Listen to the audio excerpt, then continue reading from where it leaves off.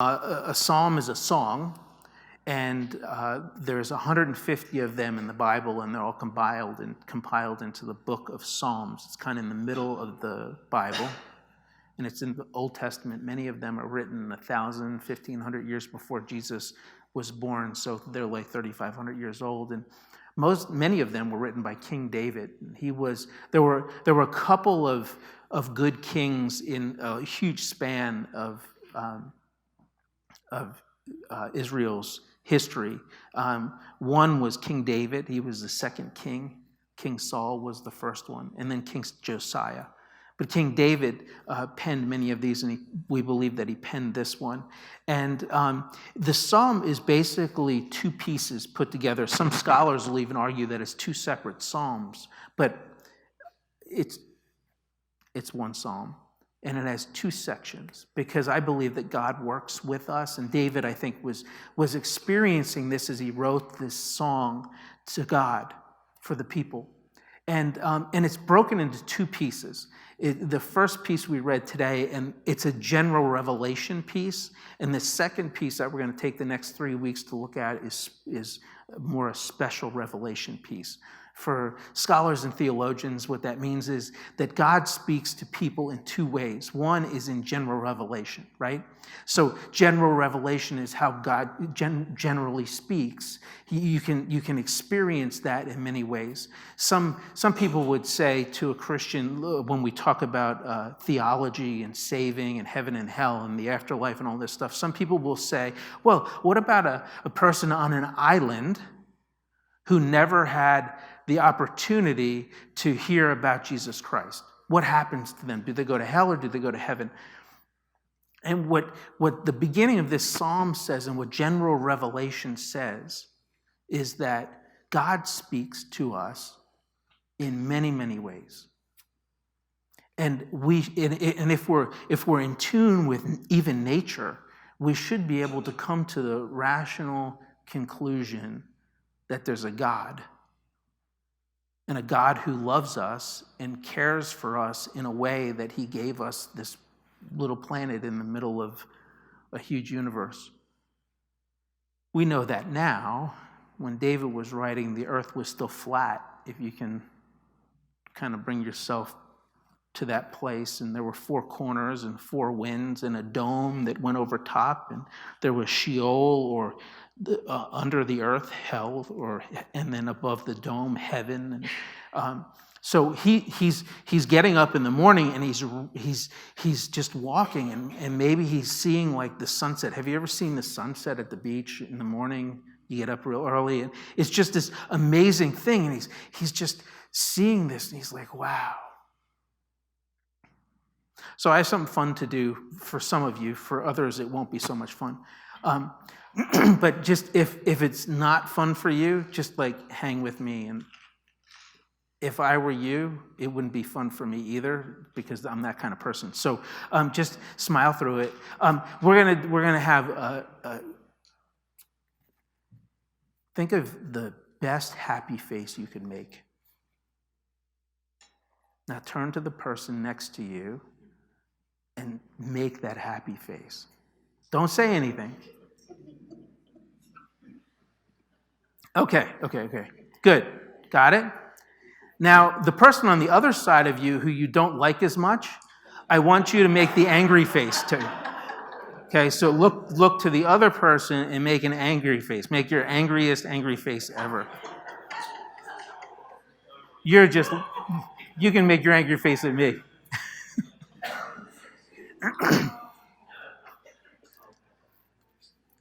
I have 4 kids, and my kids they know, without me saying a word, they know by my look whether I'm angry or happy or disappointed or frustrated. They can tell how soon I'm going to ground them just by the look in my eyes. There's a lot of sitcom comedy on television that really makes fun of nonverbal interaction. Just like making a happy face, the people around you know that you're happy. And making an angry face, the people around you know you're angry. There's a lot to nonverbal communication that we just pick up and do normally. So if you've had interaction with me, you know that I am far from a nonverbal communicator. I don't pick up on social cues. I'm socially inept. So you'll tell me something like the greatest thing in the world, and I'll just sometimes I'll have this flat affect. And it's really an awkward moment. And I wish I wasn't that way. I wish I was like Mr. like communicator, I guess. I don't know. But if you've ever been in those kind of situations, you know that you pick up on cues, nonverbal cues, and often it's you feel it, and it's just part of what we do. It's like breathing, right? You're not really aware that you're breathing until I say, "Hey, take a deep breath and pay attention to your breathing." All of a sudden, now you're like, "Oh, I'm breathing." But there's so much that goes on in us and through us and around us that it just, you don't notice the feel of the air on your skin unless you stop and you think about it. Just like sometimes you don't notice that you're picking up and you're getting a little anxious or uncomfortable because there's a conversation that you're having with someone and they're not having the same social, they're just different. And you're not picking up on their social cues. So we're from New Jersey. I don't know if you read The Atlantic. I don't typically read The Atlantic, but it was brought to my attention that The Atlantic did an article about how New Jersey people are the most obnoxious people in the country. And I argued with the headline until I read the article, and then I'm like, yeah, well, that's just Jersey.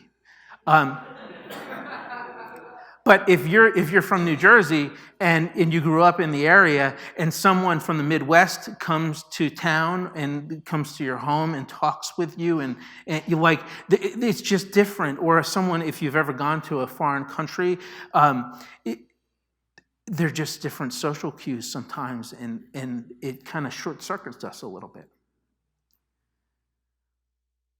All that said, to kind of help bring you to the frame of mind where David was when he wrote this. The words are great. In verse 2, it says, the sky and nature around us, the air we breathe, the sun we see and feel, the stars in the sky, it all is resounding loudly with God's glory and grace for us. It's this incredible, speech of love and grace and forgiveness and happiness and bliss that God is just blasting at us with every sense that we can experience in every moment, in every breath. It's incredible. It's so loud. And then in verse 3, he says, but there's no words. There's no words to this. It's just all around us. And if we stop for a moment and we don't let life just roll on by, we see and feel and experience how much, how awesome, how incredible God's love is for you and for me. Just in the fact that we're here. It's incredible.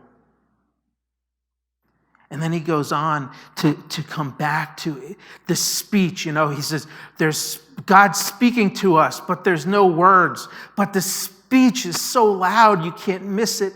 And he says, okay, so, and David's an incredible orator, and he's probably thinking, okay, there's probably some people that are going to sing this over the years that just aren't going to be environmentalists or aren't ecologically sensitive, and they don't get it. So then he says, wait. So many people get married.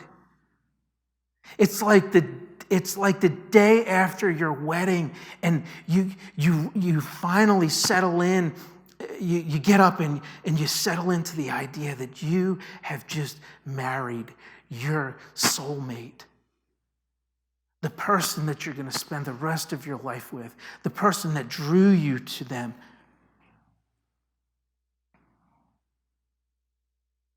He says, well, maybe you've been married 25 years or 40 years and you know the struggles of marriage. So wait. If you can't remember back to that morning, here's another illustration for you. It's like a runner.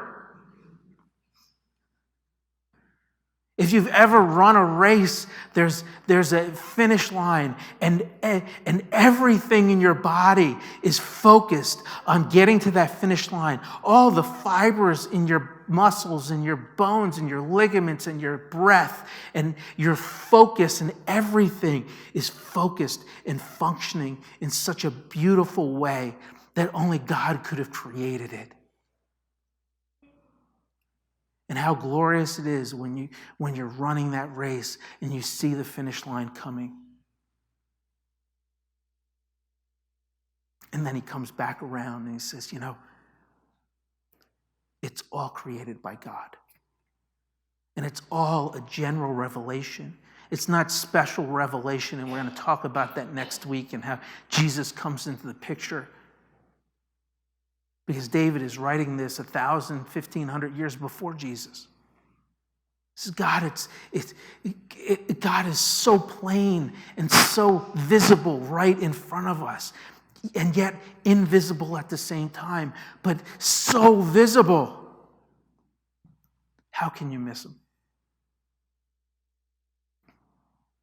So this week, I don't have any to-do things for you. I don't have any kind of incredible revelation for you other than the fact that David wrote this psalm for you and for me to remind us that God is in everything, and he loves you so much that he's brought you to this moment in this time with the very breath you have, and every breath you take, the air that goes in and comes out, he's just there with you. When you wake up in the morning and you see the sun, that's God shining on you.